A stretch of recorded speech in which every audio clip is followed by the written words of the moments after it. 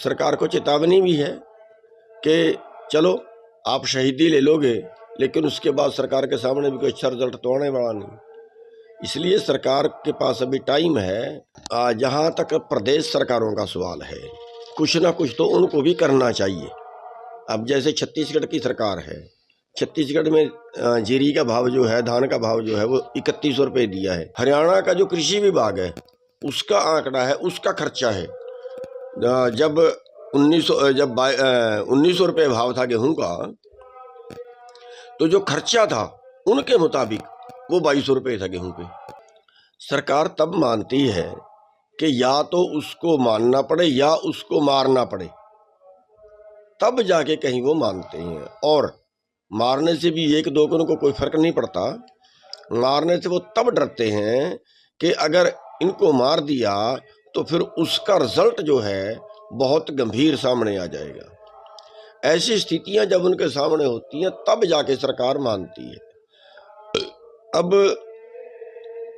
वो स्थिति आज के टाइम में नहीं है। डल्लेवाड़ जी जो बैठे हैं 20 दिन से, उसमें जागृति आई है लोगों में, लेकिन फिर भी जो है, जो पूरा देश के अंदर जो आंदोलन होना चाहिए था वो हो नहीं पाया, पंजाब के अंदर ही सीमित है। और जहाँ तक सरकार है वो हठधर्मी अपनाए हुए, हम भी कल गए थे। और सरकार को चेतावनी भी है कि चलो आप शहीदी ले लोगे, लेकिन उसके बाद सरकार के सामने भी कोई अच्छा रिजल्ट तो आने वाला नहीं। इसलिए सरकार के पास अभी टाइम है और राजहाट नहीं दिखाना चाहिए। सदा सदा ही थोड़ा ही किसी का राज रहा है, हजारों साल थोड़ा ही किसी का राज रहा है। इतिहास उठा के देख लें तो ये अत्याचार जो है वो ना करें किसानों के ऊपर, और बात करनी चाहिए। सरकार का जो राजा का धर्म होता है, राजधर्म जो होता है वो निभाना चाहिए, बात करनी चाहिए, मामले को निपटाना चाहिए। दोनों संगठनों ने एक लेटर लिखा है, सभी एसकेएम हो, जहां आपको भी लेटर की कॉपी मिली है? नहीं, मेरे पास लेटर की कॉपी नहीं आई और ना ही मेरे को किसी ने कहा है आंदोलन में शामिल होने के लिए। लेकिन फिर भी हम कल गए थे और अगला भी सोच रहे हैं। बल्कि हम आज एक शायद चिट्ठी लिखने वाले हैं और लिख दी होगी। मैं पीछे प्रोग्राम में था कि एसकेएम को इकट्ठे होकर किसी तरह से प्लान बनाए, हम इकट्ठे होकर किसी तरह से काम कर सकें। इसके साथ अगर बात करें तो मोदी, अमित शाह और कृषि मंत्री की मीटिंग हुई है इसको लेकर। देखिए, मीटिंग तो उनकी हुई होगी, लेकिन अकेले की मीटिंग करने से क्या फ़ायदा। वो सबकी मीटिंग करें ना, सबको साथ में, जो किसान संगठन हैं उनके साथ मीटिंग करें, तभी वो वजन बनेगा ना।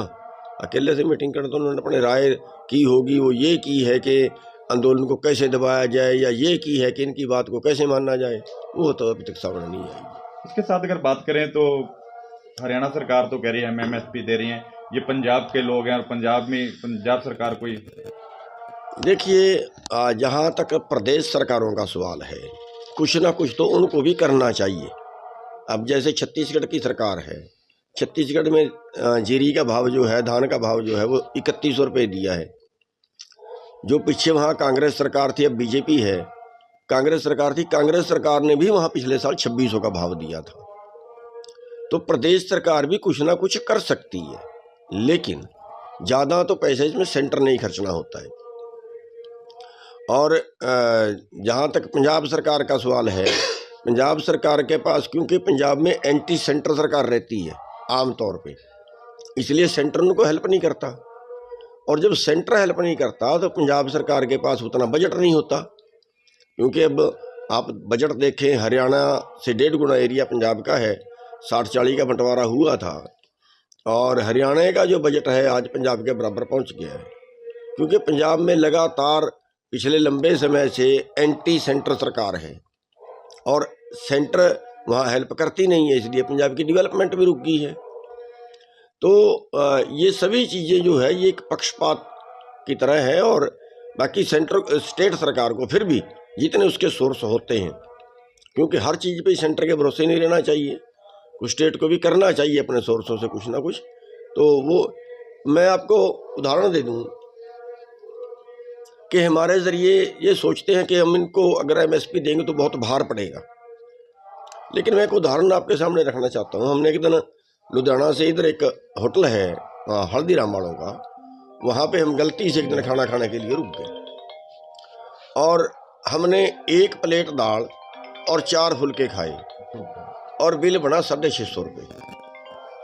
एक रोटी की कीमत, एक फुलके की कीमत 60 रुपये, उसके ऊपर 6 रुपये GST।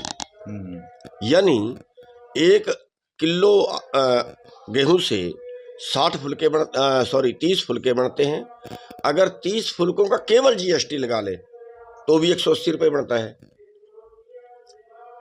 दूसरी चीज, मैं ये कहना चाहूँगा कि जो भाव हमें MSP में मिलना चाहिए वो भाव तो सरकार तय भी नहीं करती।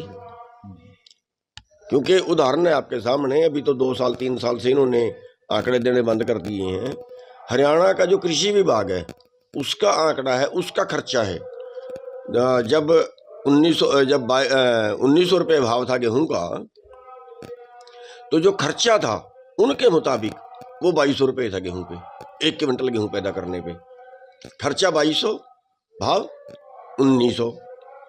अब स्वामीनाथन रिपोर्ट जो बिठाया था, आयोग बिठाया था, इसलिए बिठाया था कि किसान सुसाइड क्यों कर रहा है, क्या चाहिए किसान को, और उसकी रिपोर्ट हिसाब लगा लो मेरे ख्याल से 2007 में शायद आई थी, और कोई लागू करने का नाम नहीं है।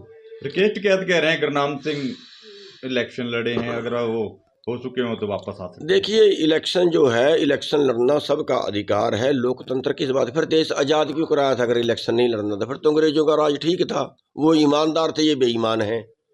अगर नहीं लड़ना था तो फिर देश को आज़ाद कराने की जरूरत क्या थी? और सर छोटू राम ने अगर कुछ किया है, इलेक्शन के माध्यम से किया है, चुनाव जीतते हैं तब कुछ किया है। चौधरी चरण सिंह को हम नेता मानते हैं, राजनेता थे, चुनाव लड़ा है तब कुछ किया है।